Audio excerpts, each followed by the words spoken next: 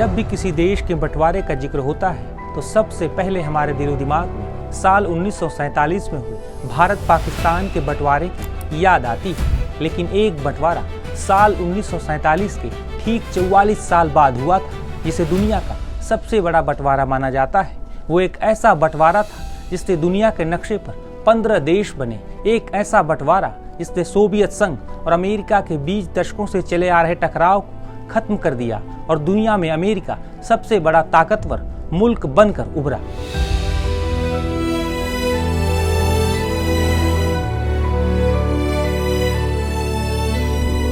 नमस्कार, मैं हूं वेद और आप देख रहे हैं टाइम्स नाउ नवभारत डिजिटल की पेशकश इतिहास नामा। इतिहास नामा में आज यूएसएसआर यानी सोवियत संघ के बनने और टूटकर बिखरने की पूरी कहानी।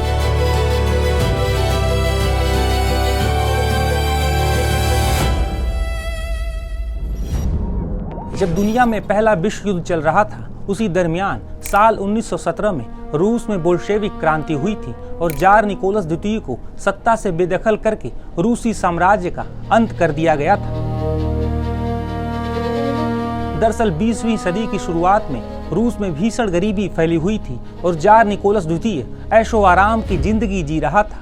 इसके अलावा भी कई ऐसी घटनाएं हुई जिससे रूस के लोगों में असंतोष बढ़ता जा रहा था, जिस वजह से बोल्शेविक क्रांति हुई, जिसे रूसी क्रांति भी कहा जाता है।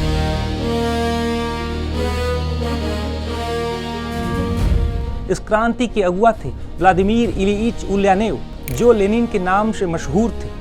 रूस दुनिया का पहला ऐसा मुल्क बना जहां कम्युनिस्ट क्रांति हुई। जार शासन के खात्मे के बाद लेनिन के नेतृत्व में सोवियत संघ की शुरुआत हुई। बता दें कि इसके 5 साल बाद यानी साल 1922 में रूस, यूक्रेन, बेलारूस, जॉर्जिया और आर्मेनिया जैसे देश एक साथ आते हैं और आधिकारिक रूप से सोवियत संघ बनता है।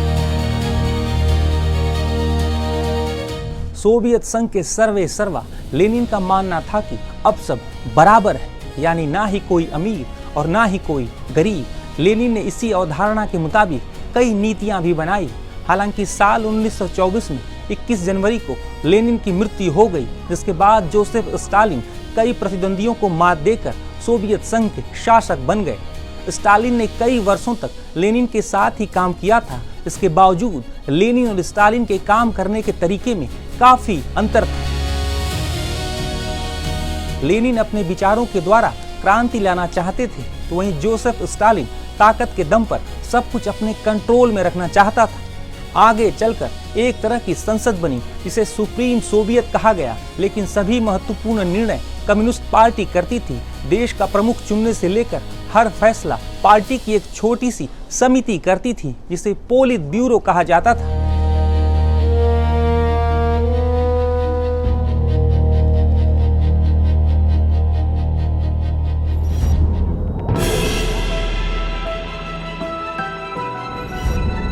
स्टालिन ने सोवियत अर्थव्यवस्था को बदलने के लिए योजनाबद्ध औद्योगिकीकरण और सामूहिक खेती की शुरुआत की।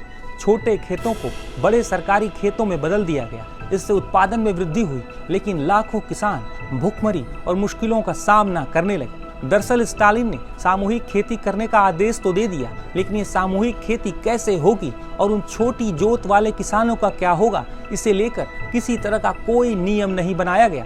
स्टालिन के हर फैसले में एक तानाशाह की झलक दिखने लगी और धीरे धीरे जोसेफ स्टालिन पूरी तरह से एक तानाशाह बन गया। स्टालिन का ये मानना था कि अगर देश को आगे बढ़ाना है तो जनता को हर हाल में उसके साथ चलना पड़ेगा। साल 1933 तक यूक्रेन से लेकर पश्चिमी साइबेरिया के एक बड़े हिस्से में अकाल फैल चुका था। मरने वालों की संख्या 50 लाख से 1 करोड़ तक बताई जाती है। हालांकि तानाशाह स्टालिन ने इस आपदा का आधिकारिक तौर पर जिक्र करने पर पूरी तरह पाबंदी लगा दी थी। स्टालिन ने पंचवर्षीय योजनाओं के जरिए तीव्र औद्योगिकीकरण को बढ़ावा देने का प्रयास किया, लेकिन निवेश की कमी से मुश्किलें आने लगी। बड़ी संख्या में लोग ग्रामीण इलाकों से शहरों की तरफ भागने लगे और एक के बाद एक नई चुनौतियों का सामना करने लगे। धीरे धीरे कारखानों और खेतों पर तानाशाही सरकार का नियंत्रण हो गया।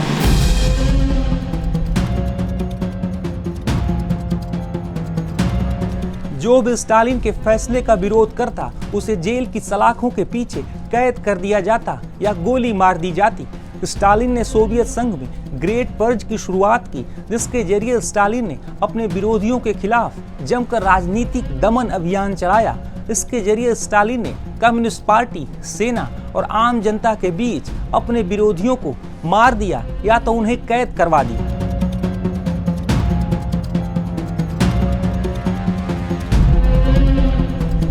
अक्सर एक तानाशाह के रूप में हम हिटलर का नाम लेते हैं, लेकिन स्टालिन ने भी अपने विरोधियों के साथ ठीक वैसा ही व्यवहार किया जैसा हिटलर ने किया था। दुनिया में भले ही सोवियत संघ ताकतवर बना हुआ था, लेकिन वहां रहने वाले लोगों की जिंदगी काफी खोखली हो चुकी थी। सोवियत संघ के लोग गरीबी, भूखमरी और स्टालिन के अत्याचार की मार झेल रहे थे।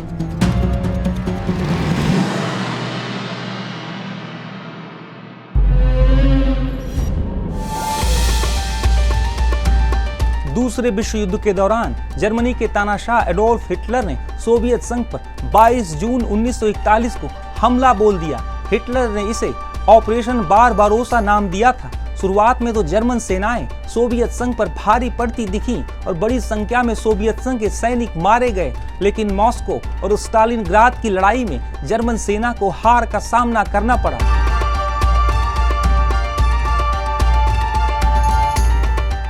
जिसके बाद इस जंग का पासा पूरी तरह पलट गया। 30 अप्रैल 1945 को सोवियत सेनाएं जर्मनी की राजधानी बर्लिन पहुंच गई और उन्होंने वहां पर सोवियत संघ का झंडा फहरा दिया। सोवियत संघ ने रेड स्क्वायर पर अपना पहला विजय दिवस मनाया। जर्मनी को हराने के बाद सोवियत संघ की ताकत का लोहा पूरी दुनिया में माने जाने लगा। द्वितीय विश्व युद्ध खत्म हुआ, जर्मनी की बुरी तरह से हार हुई। हालांकि विश्व युद्ध के खत्म होने के बाद एक नई तरह के युद्ध की आहट दुनिया महसूस करने लगी थी। एक तरफ था साम्यवादी विचारों वाला सोवियत संघ और दूसरी तरफ पूंजीवादी देश अमेरिका। अब दोनों के बीच शीत युद्ध शुरू हो चुका था। द्वितीय विश्व युद्ध के बाद दुनिया दो महाशक्तियों सोवियत संघ और संयुक्त राज्य अमेरिका के वर्चस्व वाले दो शक्ति समूहों में विभाजित हो चुकी थी। दरअसल शीत यानी कोल्ड शब्द का इस्तेमाल इस वजह से किया जाता है कि दोनों पक्षों के बीच प्रत्यक्ष रूप से बड़े पैमाने पर कोई युद्ध नहीं हुआ था। इस शब्द का उपयोग पहली बार लेखक जॉर्ज ऑरवेल ने साल 1945 में प्रकाशित अपने एक लेख में किया था। अब सोवियत संघ और अमेरिका के बीच अंतरिक्ष अभियान से लेकर परमाणु हथियारों की होड़ होने लगी थी। हालांकि साल 1953 में तानाशाह स्टालिन की मृत्यु हो गई और सोवियत संघ की जनता ने राहत की सांस ली। हालांकि अब सबसे बड़ा सवाल ये था कि अब सोवियत संघ की कमान संभालेगा कौन। मार्च 1953 में जॉर्जी मोलेंको सोवियत संघ के प्रमुख बने। उसके बाद Nikita Khrushchev, Leonid Brezhnev, Yuri Andropov, Konstantin Chernenko. इस दौरान निकिता क्रुश्चेव क्यूबा मिसाइल संकट के दौरान एक बड़े नेता बनकर उभरे। वहीं चेरनेको के बाद जब 1985 में सोवियत संघ की सत्ता मिखाइल गोर्बाचेव ने संभाली तो लोगों को उम्मीद जगी।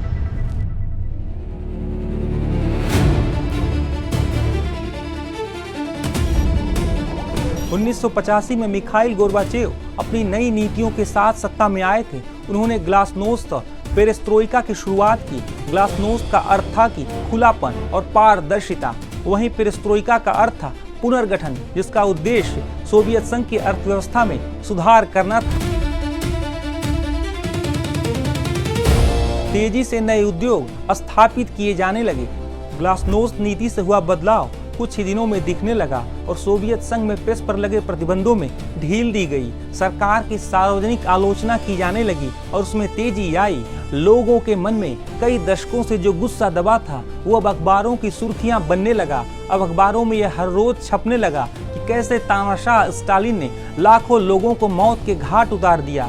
अफगान युद्ध में बड़े पैमाने पर सैनिक मारे गए और सोवियत सरकार ने इसे छिपाया। सोवियत संघ के लोगों का साम्यवादी शासन से भरोसा टूट गया था। लोगों को यह एहसास हो गया था कि सरकार दावे कुछ और करती है और हकीकत कुछ और है। सोवियत संघ में रूस के साथ साथ 14 अन्य देश भी शामिल थे। कई देशों की भाषाएं, संस्कृति और धर्म अलग अलग थे, जिन्हें कई दशकों से दबाया गया था। लोग खुलकर सरकार के विरोध और विद्रोह में उतर आए। इन सब के बीच साल 1986 में गोर्बाचोव ने एक रूसी को कजाकिस्तान का प्रमुख बना दिया। इसके विरोध में बड़ी संख्या में लोग सड़कों पर उतर आए। 1988 में बाल्टिक देशों ने बगावत कर दी। एस्टोनिया, लातविया और लिथुआनिया के लोग सोवियत संघ से अलग होने की मांग करने लगे। 1988 में लिथुआनिया में एक बड़ा आंदोलन खड़ा हो गया और लोग मास्को के विरोध में उतर आए। 23 मार्च 1989 को एक ऐसी घटना घटी जिसकी चर्चा पूरी दुनिया में हुई।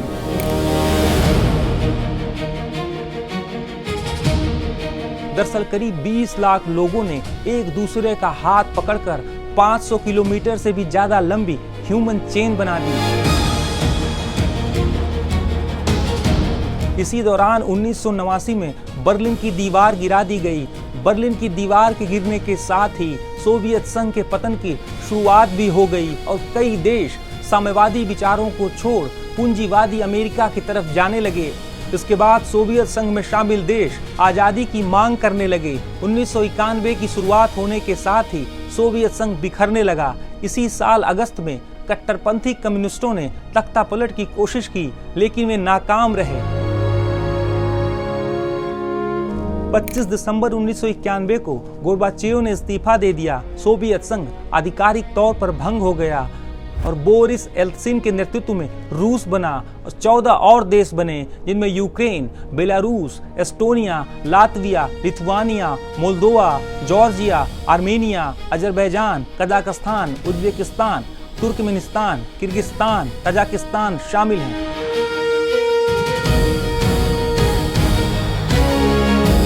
जो देश अमेरिका को खुलकर चुनौती देता था, सोवियत संघ का क्षेत्रफल पृथ्वी का छठा हिस्सा था, जो करीब 2 करोड़ 24 लाख वर्ग किलोमीटर था। साल 1991 में सोवियत संघ में करीब 29 करोड़ लोग रहते थे। सोवियत संघ का टूटकर बिखरना उन करोड़ों लोगों के लिए एक स्वप्न के बिखरने जैसा था, जिन्होंने एक समाजवादी और आदर्शवादी देश का सपना देखा, लेकिन उसकी जगह उन्हें मिली गरीबी, भूखमरी, तानाशाही और दमन। सोवियत संघ यानी यूएसएसआर के बनने और टूटकर बिखरने के बाद दुनिया में केवल एक ही महाशक्ति बची और वो है अमेरिका। जो सोवियत संघ पूरी दुनिया को समाजवाद का मॉडल देना चाहता था, वो ताश की पत्तों की तरह बिखर गया।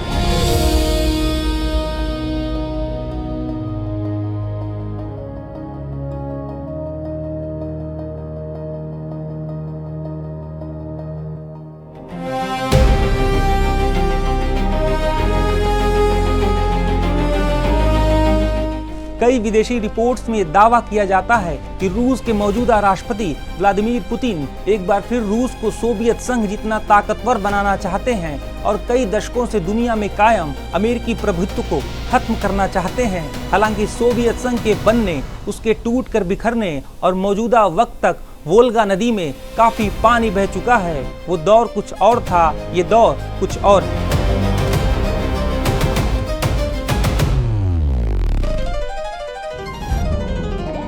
इतिहासनामा में आज इतना ही। अगले एपिसोड में हम सुनाएंगे ऐसा ही एक और रोचक किस्सा। नमस्कार।